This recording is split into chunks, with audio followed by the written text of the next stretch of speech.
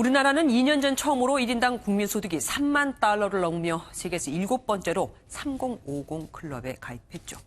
하지만 농협 분야에서는 여전히 개발도상국입니다. 지난 1996년 이른바 선진국 클럽인 OECD에 가입할 때 열악한 농업계의 현실을 감안해 관세나 지원금 등에서 혜택을 받을 수 있는 개도국 지위를 유지하기로 했기 때문입니다. 그런데 트럼프 미국 대통령이 지난 7월 비교적 발전한 국가가 개도국 지위를 인정받는 것에 문제를 제기하면서 일이 꼬이기 시작했습니다. 트럼프 대통령은 무역 전쟁 중인 중국을 겨냥해서 한 발언이지만 우리도 여기에 해당하거든요.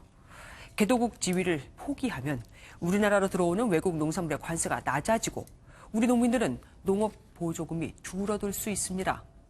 트럼프 대통령이 말한 시한이 이틀 앞으로 다가왔습니다. 이병주 기자가 취재했습니다. 황금색으로 물든 들녘에서 벼를 수확하는 작업이 한창입니다. 지난 2017년 기준으로 전체 농가에서 쌀 농가가 차지하는 비중이 55%였습니다. 여전히 국내 농업의 대부분을 쌀에 의존하고 있는 겁니다. WTO 개발도상국 지위도 쌀 농가와 가장 밀접하게 관계돼 있습니다. 현재 수입 쌀에 대해 매겨지는 513%라는 높은 관세율과 한 해 1조 4,900억 원의 농업보조금이 모두 개도국 지위에서 인정되기 때문입니다. 현행 WTO 안에 따르면 우리나라가 선진국으로 인정될 경우 쌀 관세는 400%대로 떨어지고 보조금은 1,000억 원 이상 깎일 수 있습니다. 식불금 안 주면 그나마 쌀값이 형편없고 시골에서 농사 져야 남는 것도 없고 사실 이거 농사 안 지치요. 그렇게 하면.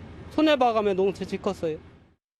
하지만 정부는 개도국 지위를 포기한다고 해도 당장의 변화는 없다는 입장입니다. 지난 1995년 현행 WTO 협상안이 도출된 이후 각 국가 간 의견차로 차기 협상은커녕 논의조차 제대로 이뤄지지 않고 있기 때문입니다. 오히려 개도국 포기 선언을 하지 않을 경우 주요 통상 상대국인 미국을 자극할 수 있다는 게 정부의 판단이지만 불확실성은 여전히 남아 있습니다.